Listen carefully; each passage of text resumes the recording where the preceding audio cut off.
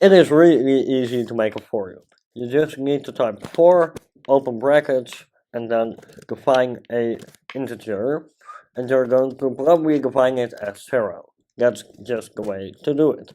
Then you're going to compare I to another number like 15.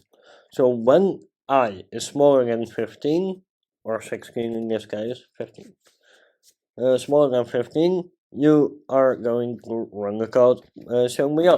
It isn't there yet, just be patient.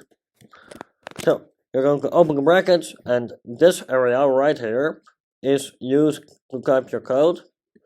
And when you want to run this 15 times, you're just going to type here your code, hello world, and then you're going to run the code. And if you want to check if it runs the exact amount of times you define, you can make a hello world plus number. It runs 14 times because I is not small, or when I was 15, it wasn't smaller than 15, it was the same.